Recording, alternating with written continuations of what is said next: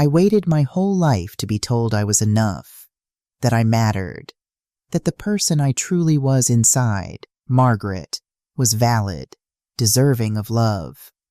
But the day my uncle said I was a curse, not a child, I realized that sometimes the people who should protect you can wound you the deepest. I am Margaret. I am a transgender woman. And I am sharing my story on Oma True Stories because maybe someone out there tonight needs to know that even if the world tells you otherwise, you are not broken. You are not a curse. You are beautiful, whole, and worthy. I remember it like it was yesterday, even though decades have passed. I was 10 years old, and our family had gathered for a weekend visit at my uncle's house. He was loud, commanding, a man everyone feared yet obeyed. I had always loved him in my own way, hoping his approval would make me feel safe, wanted. That morning I was wearing the blue dress my mother had sewn for me. I twirled in front of the mirror, feeling the skirt flare, imagining I was dancing through the sunlight.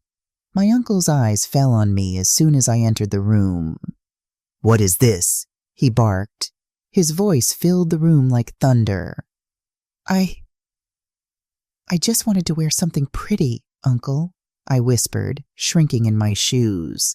His face twisted and he laughed, a harsh, cruel sound. "Pretty? You're not a girl. You're a mistake, a curse. You should never have been born looking like this." I felt the words pierce through me. I remember the way my chest tightened, how the room spun around me, how I could barely breathe. For a moment I couldn't speak, couldn't cry, couldn't move. All I could do was hear the echo of that one word, curse. That moment changed everything.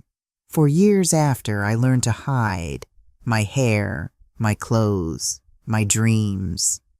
I whispered to myself in the dark, trying to convince the little girl inside me that she was not a mistake, that she was not cursed. School was no refuge either. I was bullied relentlessly, not just for being different, but for the color of my skin. Children can be cruel without knowing why, and teachers often looked away. "She doesn't belong," I overheard once, and I knew in my heart that they were right. Not because I was broken, but because the world was unkind to anyone who didn't fit its narrow molds. I learned to survive by becoming invisible. I spoke softly, moved quietly, laughed when required, and hid who I truly was. My mother's voice often rang in my ears. "Stop being strange, Margaret." My father, weary and tired, offered no protection. In our home, silence ruled and love was conditional. By the time I was 16, I had perfected the art of concealment. I wore baggy clothes, kept my head down, and swallowed my truth like bitter medicine. But inside, I burned.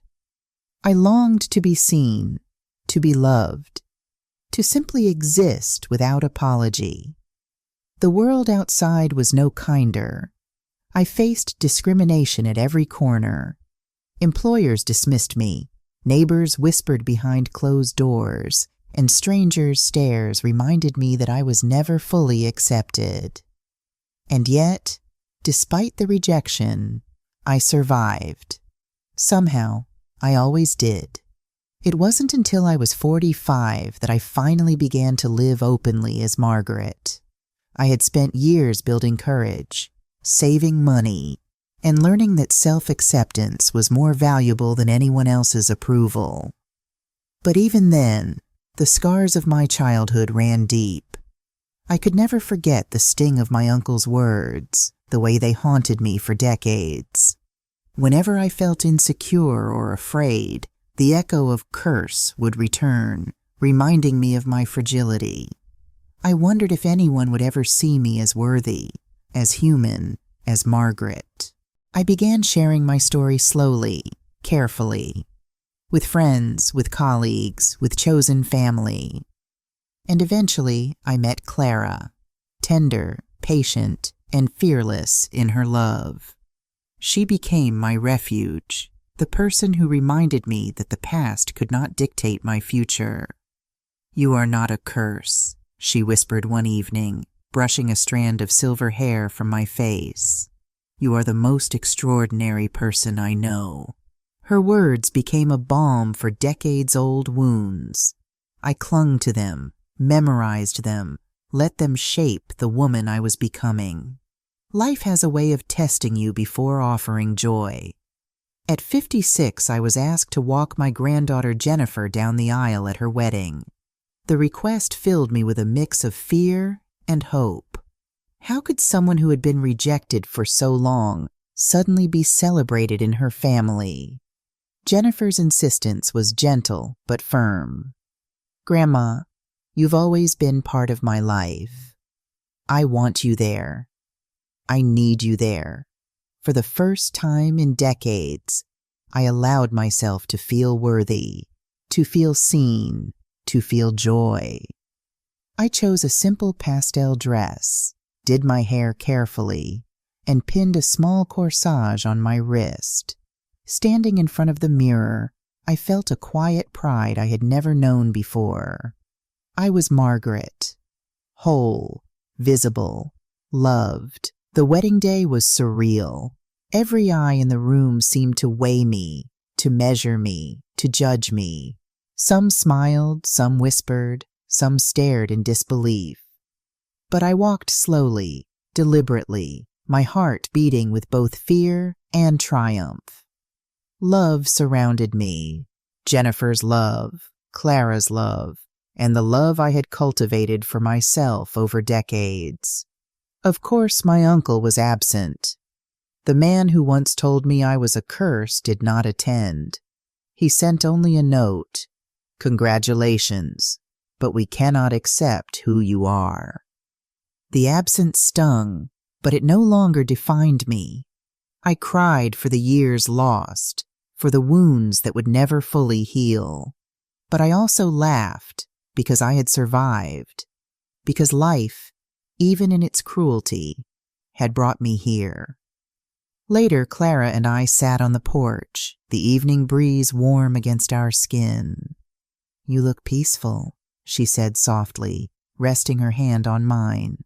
I nodded. "I am. Peace isn't about everyone loving you. It's about loving yourself enough to keep living, to keep claiming your space in this world." If you're listening to me on Oma True Stories, thank you for giving me a voice. Thank you for letting me finally speak the words I carried for decades. And if someone out there feels the sting of rejection, the shame of being called a curse, know this: you are not a mistake. You are not broken. You are enough. I often think of the little girl I once was, hiding in closets, whispering in the dark, hoping someone would see her. I want to tell her, "Margaret, you survived. You survived the ridicule, the pain, the loneliness. You are magnificent. And now I can say it aloud. I am Margaret. I am whole. I am loved." The memory of my uncle's words has faded into the background, a distant echo that no longer defines me. Life may have been cruel, people may have turned away, but I have learned resilience, forgiveness, and self-acceptance. I am 68. I am a transgender woman. I have lived a life of rejection, pain, and quiet triumphs. And in the end, I am free.